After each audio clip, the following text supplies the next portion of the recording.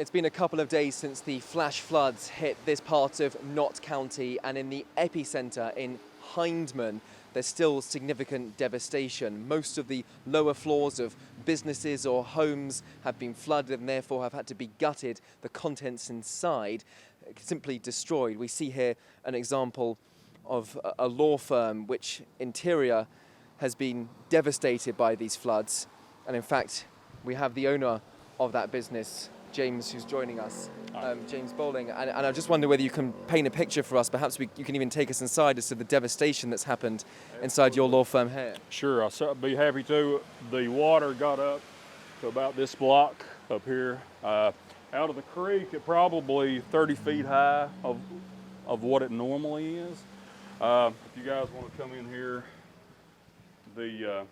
you can see the watermark. It got within about 2 or 3 inches of our ceiling. Everything that was in here, I just remodeled this about 4 or 5 years ago, spent way over $100,000, gutted it and everything, and I've lost literally everything I have here. So this used to be the lobby, and as you can see, it's covered with inches and inches of mud. It's very slick, but this is sort of what it looked like before they started. I don't know if you can see in here or not, but it's just sort of, this is how it all looked. Just wads and wads and wads of paper everywhere. All my equipment destroyed, everything that I had. And James, if I can ask, what does this mean for your company? Ultimately, you can't operate at all at the moment. No, we can't. We're actually closed as of this past Wednesday. I went to bed Wednesday night thinking I would have a job, and then I come in Thursday morning. I actually come in at 4 o'clock in the morning to try to see if there was anything that I could salvage. I got down to the bypass. The water was so high we couldn't even get off the Hyman bypass down to the office. I have never seen anything like it in my entire life. My pastor talked to some of the older people.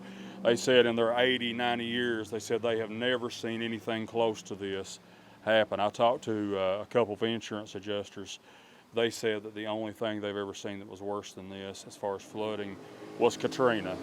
And so this is really devastating to us, to the community. We've lost, we are lucky here. I consider us lucky, one of the lucky ones, because we didn't lose our lives. A lot of our families, a lot of our friends here in the community have lost their lives, and those are things. These are things that can be replaced, and those things can't be replaced. And we just ask all the people out there to pray for this area, pray for the families that lost loved ones. One family lost all 4 children. And they were wonderful people, and our heart goes out to them. Well, James, you've got an incredible rebuilding effort here. We'll let you get on with that, and thank you for your time as well. But the story that we just heard is symptomatic of, as I say, a number of different companies across this whole stretch of this road and the ones around it in this specific town, which has kind of felt the brunt of the flooding. And the issue in the week to come is that with more rains expected, we could see even more destruction and devastation, and businesses like James, again, having to gut their offices. In fact, if we cross the road here, you're able to see exactly why the impact has hit so hard in this Pacific town, and that is because literally the river runs right through it. In fact, you're able to see right there that vehicles, boats, cars have obviously been washed away by this flood and still sit there days afterwards. And that's a story that's being reflected, in fact, across the whole street. You're seeing shops being gutted, the interior is entirely destroyed, and the recovery effort is ongoing. You might be able to see builders, construction workers working their way through day and night to try to put people's lives back together and essentially to make this town livable again. Benji Hyer, CGTN in Eastern Kentucky.